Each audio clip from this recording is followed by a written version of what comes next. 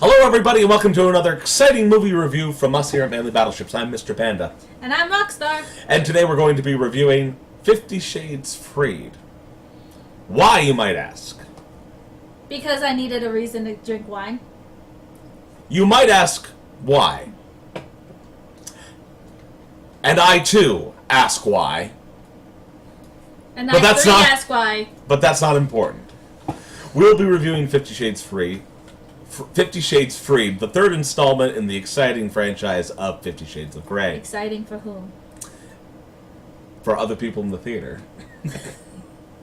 I don't know. Clearly. That one guy was wearing a trench coat. That's all I'm going to say. Well, we did ruin the movie experience for two teenagers while we were there. Do you want to tell the story now? I can if you want me to. Up to you. You can wait. No, I might as well get it out of the way now. So while you ran off to the restroom after the movie, these girls were walking past us, walking past me, and they were like, "Oh, I can't believe people actually came to this movie to troll." And they're like, it completely ruined the experience. I was so out of it. I have to go watch it again without people trolling it. Without people laughing? Yes, and she was specifically glaring in my direction, and I'm like, It's hilarious! I'm sorry. There are points where I'm sorry I had to laugh.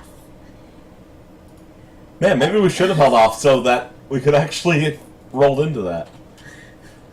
Just gone again and just cackled. No, I mean like for the purposes of the review, because now it's like, oh, well, now we know what to expect. Which leads us right into the first part of the review video. Expectations. What did we expect going into this movie? Let's start with you. Crap. Why? Because I had watched the first two movies, unfortunately. Well, I mean, technically... Alright, so... I was expecting complete lack of consideration for any plot. I wasn't really expecting the sex scenes to be sexy. And I also expected the actors to be completely checked out by this point, which they were, for me. I mean, yeah, a $10 million check. Yeah, well...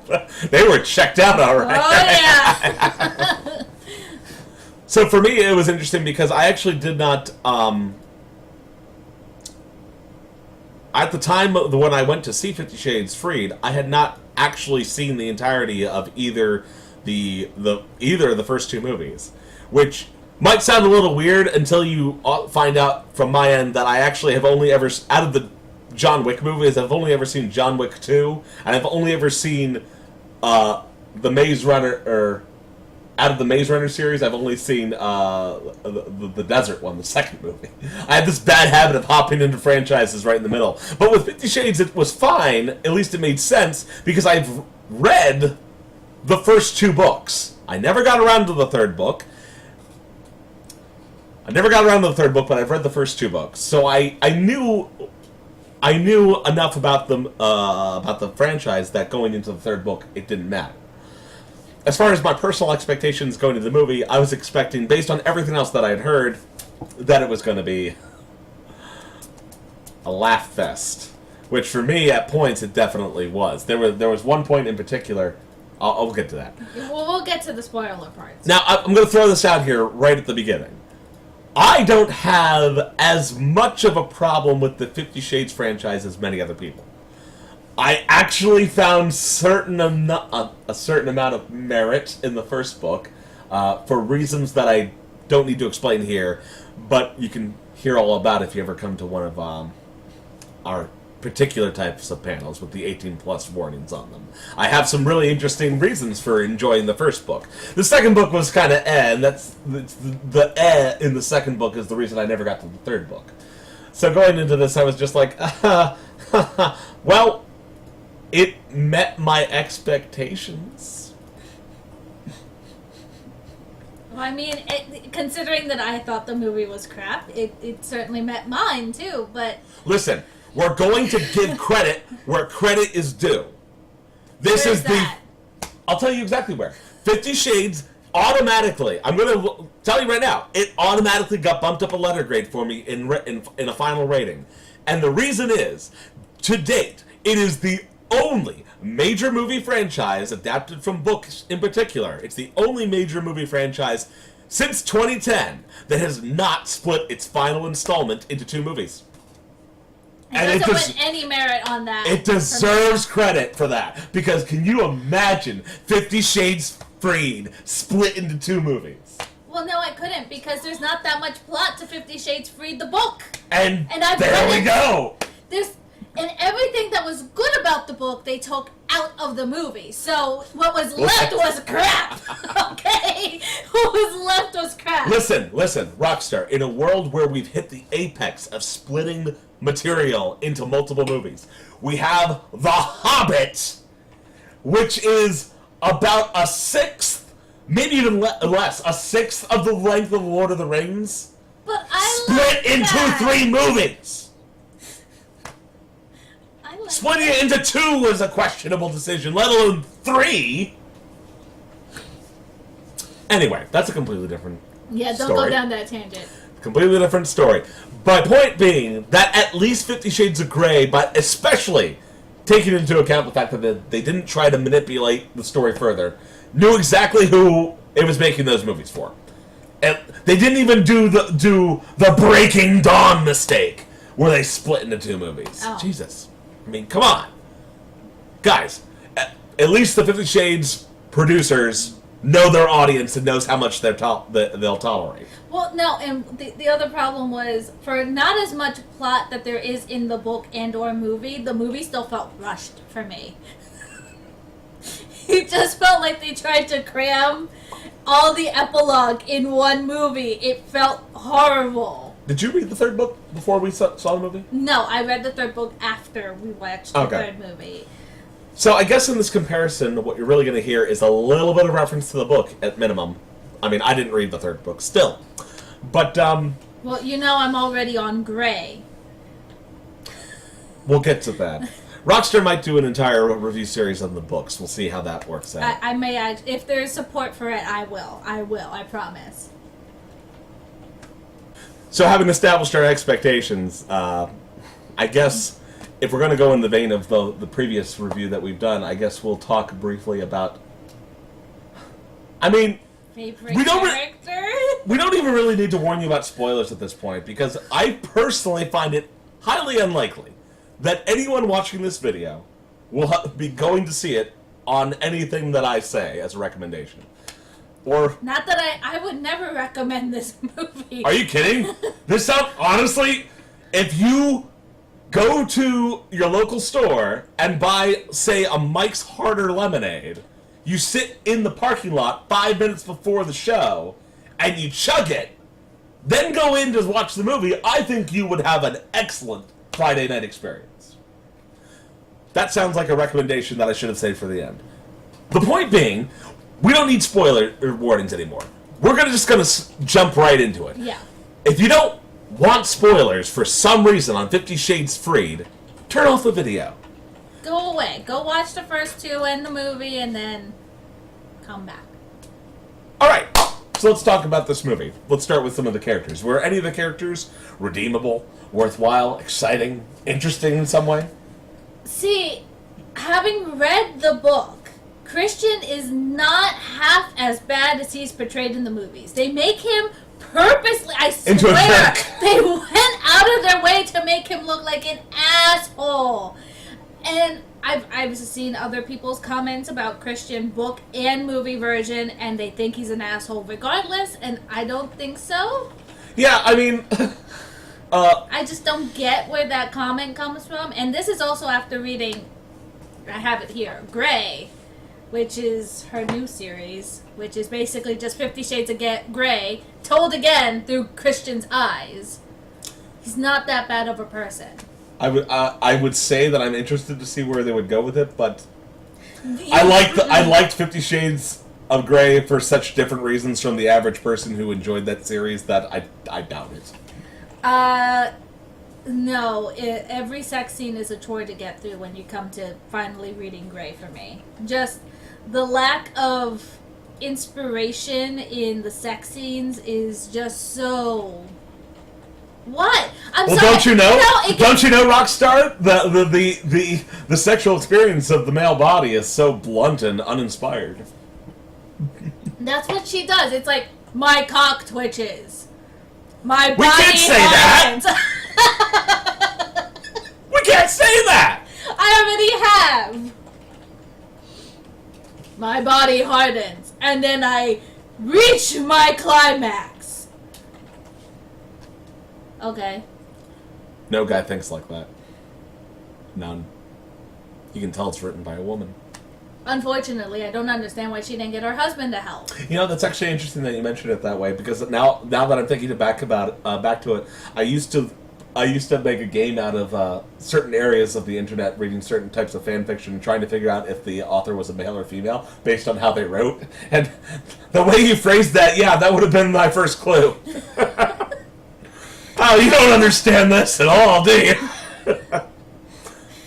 So, jeez, where do we even go from here?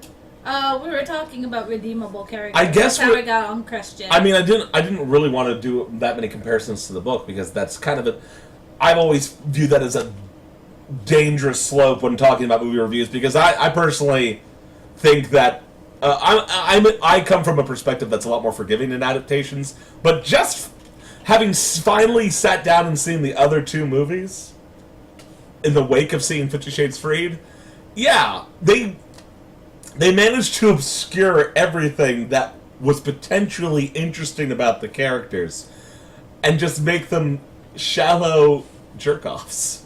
Well, see, usually when I have complaints about movie and book adaptations, it's usually because they film something and it creates an inconsistency that was explained thoroughly by the book. For instance, where they kind of brought up the plot point of Elena when we thought Elena was dropped in the second movie. Okay, I've dropped all business ties, I've dropped all social ties with her, I'm just dedicated to you.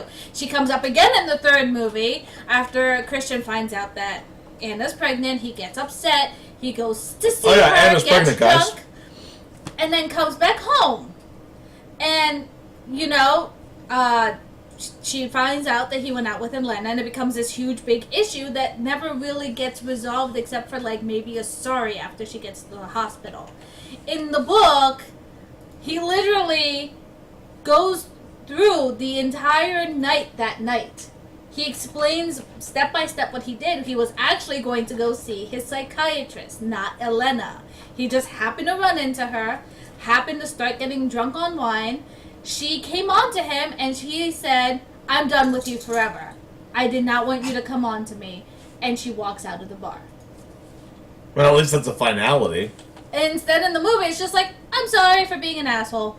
I guess Which by that point, I couldn't even take that part seriously. And you only experience her through that one text, so it's like they just kind of threw it in there as it's like a loose thread in the movie version. Yeah, they could have just not had it. Yeah, I mean, for all the good it did. Yeah, I mean, they could have just said, okay, he needs to apologize for going out and getting drunk. And honestly, I mean, that's just one example, but it's like, it feels like they just did everything they could to sap out any relevance to this final chapter of the story. You know, when you have a major show, one of my personal favorites, like an anime, Ranma 1/2, and you get to the end of Ranma 1/2, and nothing is really truly resolved, even when it's resolved. Yeah. There's always that feeling of, oh, well, I mean, we could always just write another sequel series if we wanted to. And honestly, I feel like 50 Shades Freed is that arc that they could just write to throw on there and tie things up, and that's why they never write it, because that would just be boring. Well, I almost disagree, because in the book, they do have another epilogue on top of what I feel. I feel the book is basically that part in fan fiction where they're like, here's the other stories that are going on while the main story is happening.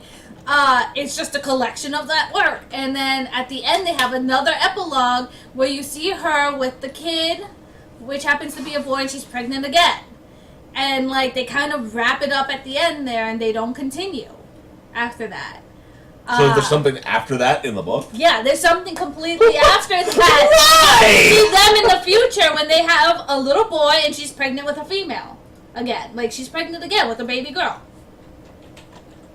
So, there is technically an epilogue which made it sound like she's kind of done writing the story. Now she just wants to relive it through Christian. Which I hope to God we don't have to relive that on movie. Which I don't know how you would do that. I'm pretty sure we don't have to go through that. You can't really change the perspective from what it's already been through. Unless they really want to just recut the movie with some different scenes, which would basically be what Bray would be. Yeah. I'm trying to think if there's a moment in the movie, non-ironically, that I enjoyed. Oh, there was a part for me, but remember it only lasted like total of 5 seconds. Which so part? what really upset me, okay, the reason I don't find any of the sex scenes believable is there's almost always a time where he goes down on her. It's always oral we're gonna on talk her. about this. Always oral on her. The one time we get a blowjob scene, the one time, it's 5 seconds. It's like, oh, nope, I want you. Get on the table. I'm gonna fuck you now. Oh my god, you keep saying words you're not supposed to say! Beat you now. Equality in oral sex. That's all I wanted. Just You know, some guys don't like oral sex on themselves. I find it difficult for any man to be able to do oral sex on themselves. You can if you're Ron Jeremy. Well, not most men are Ron Jeremy. What I meant to say is that there are some men out there who don't like to get blowjobs. Oh, bears. But I'm talking about oral sex and representation inside of a movie. Fair enough. Representation is important, ladies and gentlemen. And I want equality on oral sex. Okay. That's one way to view it. I think my favorite, my most memorable memory of the movie. I'll be honest, parts of it kind of blend together for me with some of the scenes from the second movie that I watched after the fact. But my most memorable moment for me in the movie was where we were getting to an erotic scene, and then the soundtrack is kind of. Oh, I know what part you're talking about. The soundtrack is interesting at times, and in this particular instance, they were doing some erogenous zones things, and in cuts I can't remember who does the version, but it's an alternate version of It's Jessie J, and she does a remix version of "I Feel Good" by James Brown. That's it. And Yeah, it's I feel just good. like, So- I feel good. I just start losing it. You really did. I couldn't handle it. I was like, "What is this movie?" Yeah, that's probably why she was the other theater person was upset. But I'm just like, how can you watch this serious? Like, I mean, to be frank, I listened to the song outside of the movie, and it's like, oh, actually, no, this song's kind of cool. But no, in the context of the movie, that just was the most hilarious thing I'd ever heard all day. No. I believe you also started cackling when I had my silent tantrum in the middle of the movie. Which part? I remember you had some kind of silent tantrum. I thought you were having an epileptic episode, actually. If I believe Anna was on her way to go rescue Mia from Jack. Oh, wait, that's right. There was a kidnapping in this movie for some reason. And then he slaps her twice. She falls to the floor and he kicks her once. Oh! And then she's in the hospital for this really long scene. And then I'm like, okay, so the next part's gonna be she loses the baby. And it's like, no, the baby's fine.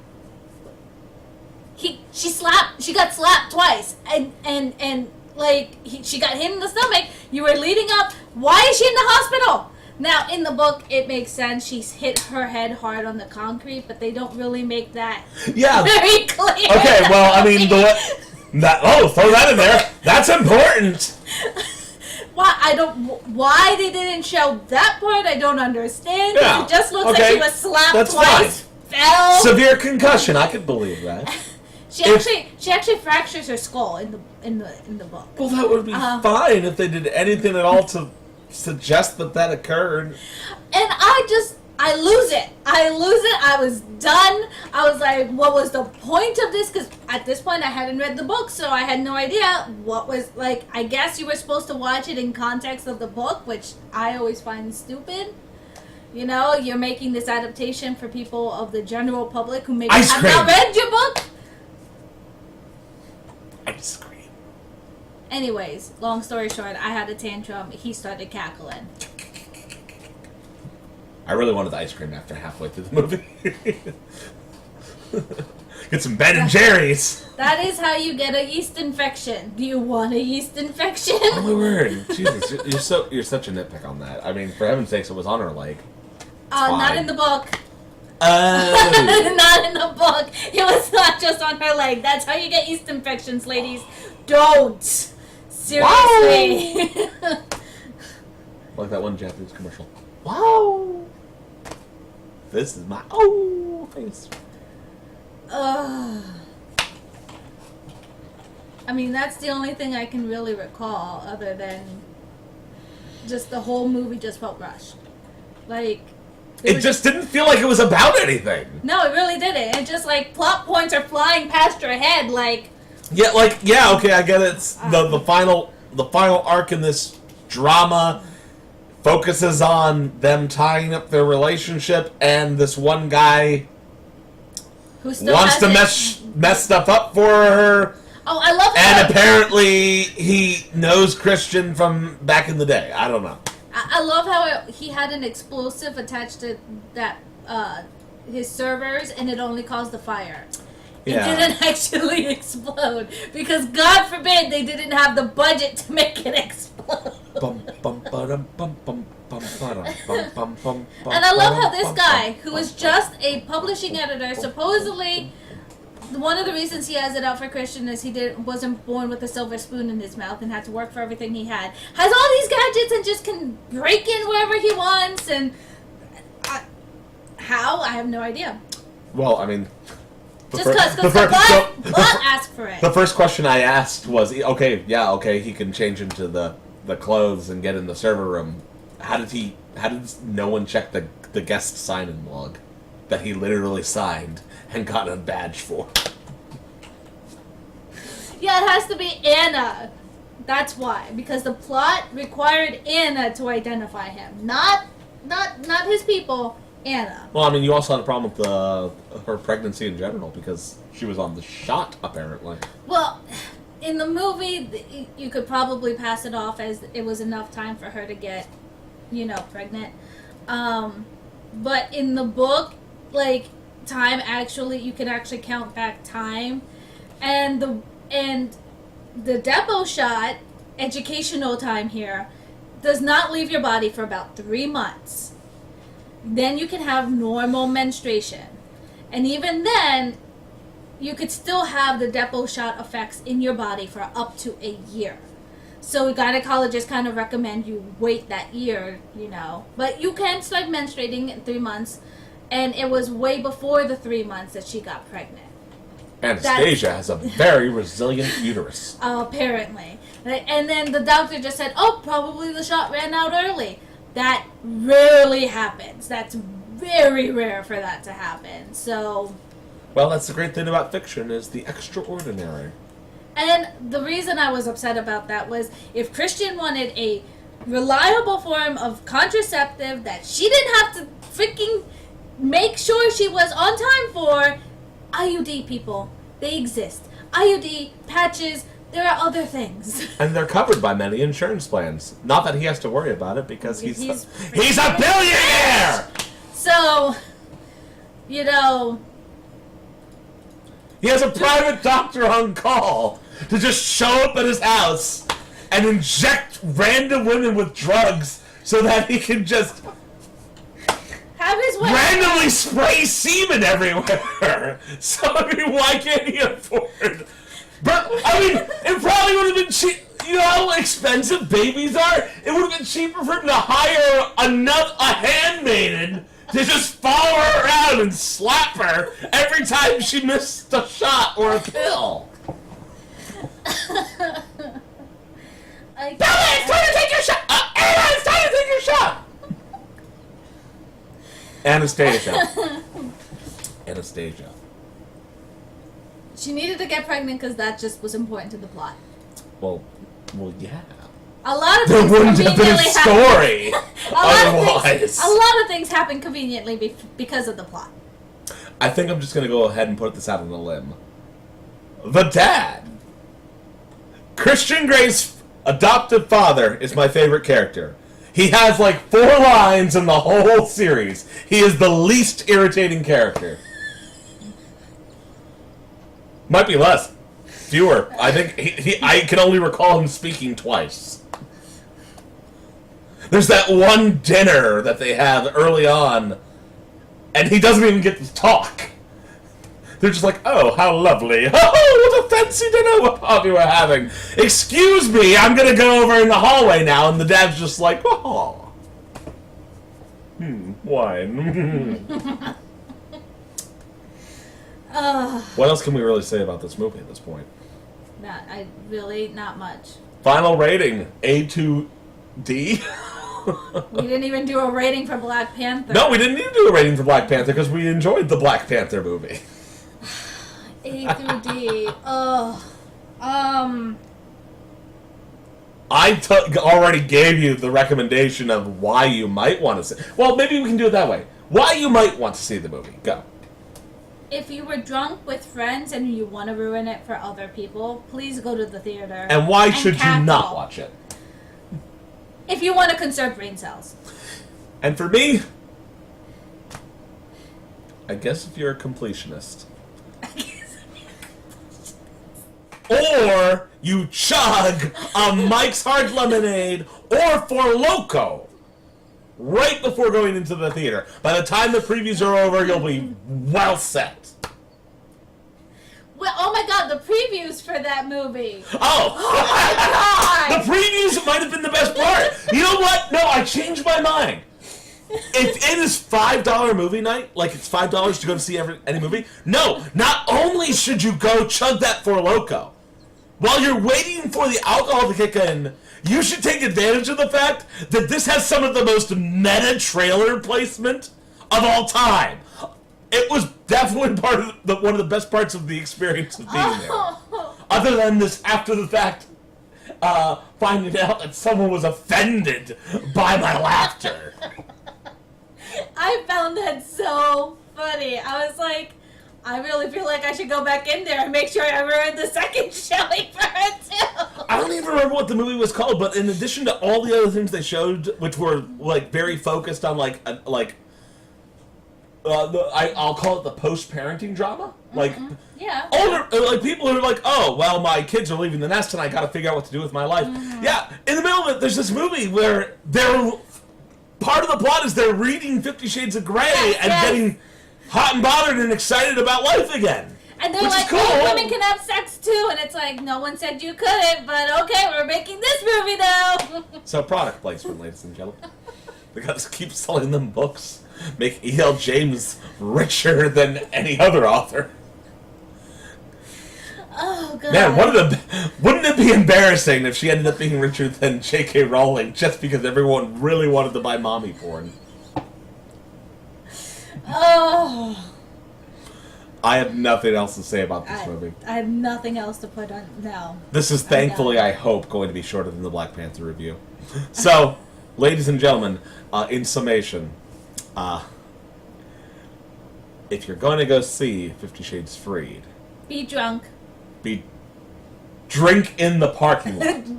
In the parking lot. Drink in the parking lot so that you can fully enjoy the trailers. And then once the movie starts, you're golden. It takes at least 15 to 20 minutes for your body to start metabolizing alcohol. Anything before that is placebo. Bring friends. Bring lots of friends. But try to sit right behind someone who's there unironically. Unironically. And that's all we have for this review. We'll see if something else will come out of this, whether it's Roxstar doing a video blog review of some books, or if we do some additional movie reviews in the future. But until next time, hope you're enjoying some of our other video projects, other than the movie reviews. So feel free to hit the subscribe button. and share all the videos with your friends.